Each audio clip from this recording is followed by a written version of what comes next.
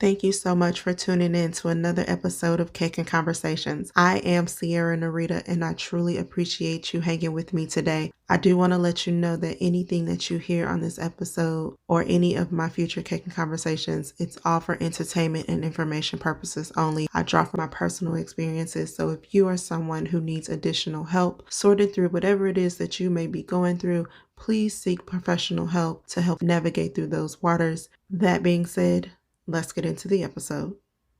I'm writing a vision and making it plain. Don't think it's a game, and some of it just might be hard to obtain. I know it, but I don't care, cause I know deep in my brain I'm destined for greatness, and I would not get it if I keep on playing. So let me go get it. You know what? Being single sucks. It truly sucks. I'm not gonna say that it completely sucks because it does have its good moments. It absolutely does. There are some things as a single woman that I can do that if I were married, I would not be able to do. But that does not mean that being single does not suck sometimes, because it does. So this episode, that's exactly what I'm going to talk about. I had a conversation with a friend, someone that I would consider a good friend, today actually, because I have had like this mental block about what to talk about on Cake and Conversations, because I always want one of the goals is to always put out, positive, purposeful information. But I also want to make sure that I'm being completely transparent in what I'm putting out to the world and what I'm offering. I want to always, provide a high quality, transparent product so that I can touch as many people with my true story as I can. And so part of my true story is that being single for me sucks. I am currently 36 years old. I have never been married. I have two beautiful, amazing, intelligent young women, daughters that I truly love, and they are equal parts of my heart. And I get kudos a lot on how they were raised, how they behave now. When they were little, that it was always these kudos of how well behaved they were, which I didn't truly understand until I met some baby kids. However, I digress. But there have definitely been some positive parts of my story as a single woman. But for me, this was never the plan. Being single at 36 years old, 36 and a half actually, as of a few more days, this was never my story. This was never supposed to be my story. This was never in the plan to be single at this age. At this time, it was never in the plan to raise my daughters alone. So although it was not in the plan, it has become the plan. It's a part of the story that God wrote for me, and I'm okay with that. But that does not change the fact that I don't like it here.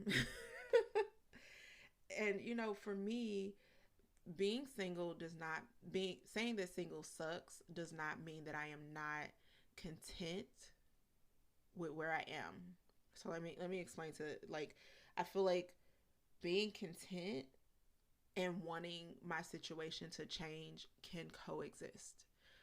I had a conversation, like I mentioned earlier, I had a conversation with a really good friend, and we talked about this, and we talked about how when people are talking about being single and how much they don't want to do it and how much they would have a desire to be married or in a relationship or whatever it may be, we always, if you are in the Christian world, you always get back like, just be content, just wait on the Lord, blah blah blah blah blah, all these things. You know what I'm saying? You get these things in the Christian community. However, we don't necessarily get those same things when we're saying, oh, I want a higher paying job, or I want a higher position, or I want something else.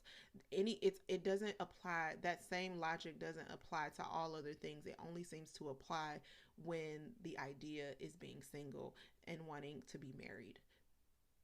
Well, I want to say that those things, being content with your single life and having a desire to move forward into another chapter, which for me is marriage, those things can coexist.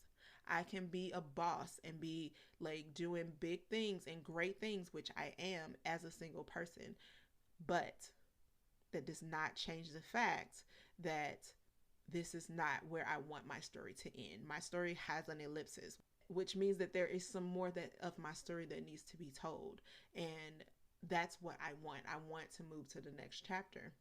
So, as a single person, you almost have or feel like you can't be so transparent with all of the things that you want, except for in your very small circle of friends who may know some of your struggle. You almost feel like you can't be. It's almost like if you don't if you don't completely say like, oh, I'm good, I love it here, single is great, hashtag single life, we out here, taking trips and whatever. If you're not portraying that person to the world, then it's almost like you're either it's extremes. You're either like super excited and I don't need a man and I'm good and blah blah blah, or you're like super sad and like woe is me. Why can't you be in the middle? For me, I'm in the middle. I love being single for the fact for all of the right reasons. I can do things that I want to do. I can pursue the dreams that I want to pursue. I don't have to necessarily check in with anybody. I don't have to run any of my plans by anybody. It's all on me. If I make bad financial decisions, if I make bad business decisions, if I make good financial decisions, if I make good business decisions, good personal, family, all of these things, they're all on me. So that means all of the positive and negative that may come from it or not, those things are mine to accept. However, on the flip side of that, if I do make those good or bad decisions, it's all on me. So that means that if it's a good decision, it's great. But if it's a bad decision, like I can have the thoughts like, dog, I wish I could have had someone to bounce this idea off of that really would be like 10 toes down in the weeds with me and understand the weight of this issue, unlike having a friend that you can talk about the issue to, but they're not really as invested as say your husband would be. Your husband would be invested to the extent where if this bad decision costs us $10,000, then that's $10,000 from our pocket. So I'm more invested, so I'm more likely to really hash out the pros and the cons. Whereas a friend that you might run this idea by, they may just be thinking from their perspective, may be like, oh, this could be a great thing, but they don't have any skin in the game. So if you lose $10,000 on a bad decision, then it's the next conversation with that friend is simply going to be, man, that's messed up. I hope I'm making sense with that. Like, so one of the hardest parts for me about being single is knowing that I don't have someone to enjoy those high moments, to enjoy those great times, those milestones, those big things that are happening, these great things that are happening right now with Cake and Conversations, with this podcast, with my ministry, with my children, like all of the great things that are happening. Because life is going to happen regardless. If I'm married or not, my life is going to happen. That's one thing I will not do. I will not stop living my life. But that doesn't mean that I don't want someone to share those things with, share those experiences with. And again, I can share those experiences with family members and girlfriends and things like that. But it's not the same as being able to experience those things with somebody who truly has skin in the game. And same thing with those bad moments or those low moments. Having those low moments, and I'm human. I'm a woman, and I have those moments where I just like am like done, and I just want to sit in my room and just cry and just be in that moment for a while, for a little while. But having someone who would be able to comfort me in those times, like a physical person, all of the lovely fellow Christians out there, please don't come at me talking about how God can be my comfort. I'm aware. I'm aware of all of those things. That's not what I'm talking about right now. Um, I'm talking about an actual physical person. So being able to have that person, that comfort from a person that is there with you to say it's going to be okay, or just be there. Just the physical presence of a person makes a difference.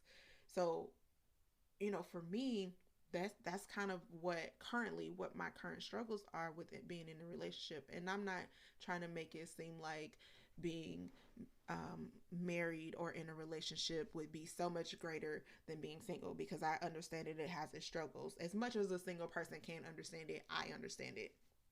Like I said, I've never been married, but I've done enough research, homework, information gathering, whatever you want to call it. I've done enough to understand the hills, some of the hills and the valleys of a marriage. Um, so for me, it's not like I'm going into this thing blind. Although you can only prepare for something that you've never experienced as much as you can, but I have done preparation. So it's not like I'm going into anything blind whenever it does happen for me. So I do want to say that I don't want to make it seem like my idea of marriage and a relationship and things like that is clouded, or for some strange reason in my head is not in the clouds. Let me say that. But yeah, like that's the thing. Like for me, it's hard. It's been hard for many years, and it's funny because I have these conversations with family members, of course, around the holidays. Everybody wants to know, as a single person, um, when pretty much everybody, all of my siblings and cousins and all of that, everybody has been married, some of them multiple times, some of them divorced, all of these things. Of course, this is a conversation that happens, about so when you gonna get a man, or when you gonna, these things. For those of you that are single out there, y'all may have these conversations around the holidays and family gatherings as well. I'm no different. So these conversations have been happening since I was in my 20s. I graduated from undergrad at about 22, and these conversations have been happening since that time. Um, and I understand it, so I don't feel any negative way necessarily about them. I do absolutely understand them, but it's not going to change anything to have these conversations. And I'm okay with having them, actually. I'm very open. If you ask me direct questions, I will give you direct answers. Let me say that. Like, I'm not scared to have the conversations. I don't shy away from the conversations, but I also am not someone who is willing to just jump into something just for the sake of saying, I got a man, or I'm married, or whatever. I'm someone who, when I decide to get involved with someone, then that I have truly vetted this person, and I want to make sure that this person is someone who I feel like I can grow with, I can learn from, they can learn from me, like we can really grow together. And so that's why, for me, that's why I have never been married, because I have yet to find that. Like, I have yet to experience that with a man that I feel like I can grow with and they can grow with me. And for me, I'm not willing to settle in that area.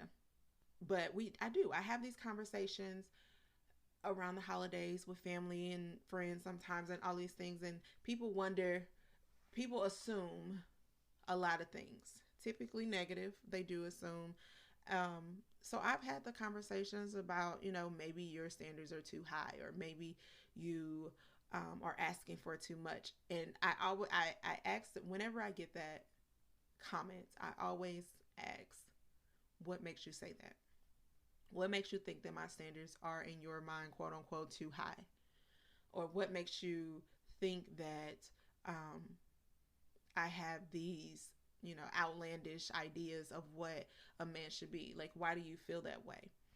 And typically, I get back things that are based off of what I have, what I've learned, what I've acquired, what I've gained. That's typically what I get back, their responses. And so it's always like, oh, You may feel like he needs to make this dollar amount, or he needs to be at this level in Christianity, or he needs to be, look this has have this physical these physical attributes. And I'm like, I've never told I've never told y'all that. Like, what about me made you think that? Because you'd never asked, and so you don't truly have that information. So I've never told you. So I've had those conversations, and I've also had the conversations of, when people do find out that I maybe have, talked to a guy, some type of situationship with a man, and then ended it. Then I get the, well, what happened? And I'm like, again, I'm very transparent. So when I tell them why it did not work out, um, you almost can see in their face as if they feel like, well, no, actually, take that back. I have gotten from them, what did you do? Like, as if it was something that I had to do in order, as if it was my fault that this particular man did not live up to just the basic standards that I believe I have. Now, if those basic standards for me may be a little higher than others, that's fine. That's my prerogative. But it doesn't necessarily mean that it's my fault that a relationship didn't work out. But I've gotten that. I've gotten that multiple times. And it doesn't make it easier to be single or anything like that, to have family, sometimes friends, in these spaces where it's like, you potentially could be the only one. I'm the only one that's not been married, and so people they draw these conclusions. But I'm like, yeah, it sucks. It sucks for me too. It sucks that I'm not married. It sucks that I've never been married. However, on the flip side, I would rather be whole and single than broken and married. Absolutely, any day. So for me, I can't express enough how much I love being single. I do. I love it. I enjoy single life. I enjoy traveling. I enjoy being able to do and go and be wherever or whatever I want. I enjoy the freedom to talk to whomever I want. I enjoy the possibility of just exploring who I am as a single woman. I truly, truly do. But that also coexists with the fact that being single sucks. And I do not like having to go to bed by myself every night because of my single state. I don't enjoy not having someone to call when I just want to talk, or not having someone that to call me just to check and see how I'm doing, or you know when I go out of town, not having someone that'll necessarily check and see if did my flight get in okay, did my flight get in on time, or when I come home saying, hey, welcome home. Like it sucks to not have those things because I do want them. And that's not to say that my children don't, but if you've listened to previous episodes, I can't remember which ones, but in previous episodes, I've mentioned that I have older children. So my oldest daughter is 18 and my youngest daughter is 15. This summer, they will both be 16 and 19. So obviously my children are older, so they're not they're not necessarily waiting on me at the door. But that doesn't mean that they don't love me any less. That don't mean that they're not looking for me to be home or nourishing to them, because they are. I mean, they're still my children, and we have very close relationships, and I love my girls with everything that I have, and they love me as well. But that's not the same. You know, being single doesn't mean that I can't want more. So I want to say to all of the church people who are listening or may hear this at some point in your life, and when you hear a single person say that they want to be married and they are, because we have these moments like the what's wrong with me, what is it that I'm doing wrong, we absolutely have these moments, At least I do. I can only speak for myself. Absolutely have these moments of trying to figure out why. So when you come across someone that is in that space, do not tell them to be content. Do not tell them to be anxious for nothing. Do not tell them that God will provide. Do not tell them all of the scriptures that you can come up with that are saying just just wait on the Lord. Like, we know this. We know these things. We absolutely do. We don't have to be reminded of them every time a situation arises that we're uncomfortable with, or a situation arises that we may not necessarily want to be in. We understand that we have to walk through singleness. We understand that everybody is single before they're married.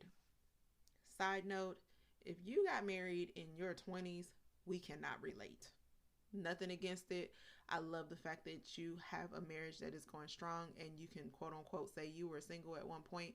But if you were in your 20s or late 20s, mid 20s or late 20s, or probably even your early 30s, and you were married at some point in that time, we can't necessarily relate. It's not a negative thing. It's just if I'm saying at 36 years old that I've never been married and it sucks here, and you're saying at, 36 years old, I was single at one point and it's okay, just wait on the Lord, yet you've been married since you were 20 something, we can't relate.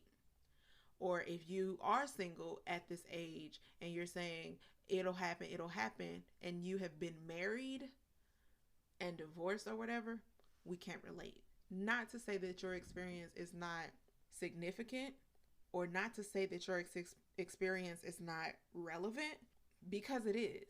But for me, I can't relate to that necessarily because that's not my story. And so because it's not my story, it's almost as if you are automatically dismissing my feelings because you're discounting it to me not being content, when that is absolutely not the case. My contentment and my dissatisfaction can coexist, and they do. They coexist in a space that got me where I am, and it's okay. But allow me the opportunity and the space to say that it sucks, because it does, and it does for me a lot. It doesn't mean that I also don't at the same time love where I am and who I am. It doesn't mean that I'm just going to jump on the first guy that smiles at me or jumps in my DM, because I'm not. It doesn't mean that when I get into a relationship that it's automatically going to work out because I'm so desperate to be married, because that's not true either. I absolutely have a desire to be married, but I do not have a desire to be unhappy. So it's okay. It's okay to say that you want more. It's okay to say that you are in a space where you're not necessarily happy with where you are. It does not mean that you're not content. That has nothing to do with contentment. I'm absolutely content where I am, but I also want more. I also want to move to the next chapter. And at the same time, in my contentment, if it does not happen, I'm okay with that too. That doesn't change the fact that I want it to happen. But I also know that I'm not willing to be unhappy in it. I'm not, it's just like a job. Like, say I want to get a new job, and I'm someone who has done the work, done my research, and I am prepared for this new job. But I also love what I do. I absolutely love my current position, but I really want this promotion. I have a desire for this promotion. I can do this promotion. I'm ready for this promotion. But I don't get this promotion. Does that mean that I no longer love where I'm doing? No, absolutely not. I still love my job. But yes, I will have moments where I'm sad that I didn't get the promotion because I'm ready for it and I feel like I deserve it. But that doesn't change the fact that I still love where I'm at. And if I don't get the promotion, it won't change that I love where I'm at. Because now it just means that where I'm at, I can find other ways to grow, other ways to change. I can find other ways to enjoy the position that I'm in, which is what I'm doing, which is what Cake and Conversations is about, which is what all of the other adventurous things that I do, that's what they're all about. It's about me finding new spaces in my singlehood to enjoy. Because although I have a desire to move to that new position, I also want to enjoy the one that I'm in. And I do enjoy it, even when it sucks. So that's what I have today. I just want to encourage every single person out there who has a desire to be married, and especially if you are a Christian and you have the desire and you may have a fear of truly talking about that desire in open forum, not necessarily around other single people, because I feel like we can have that conversation with each other all day long because we understand. But we also understand that people who are not necessarily in our position, they may see it as a negative when we talk about it. So I want to give you the permission or the freedom to speak your truth. It's okay to say when you are not happy. You don't have to put on a happy face for the people around you so that they can feel comfortable. You don't have to be uncomfortable for other people's comfortability.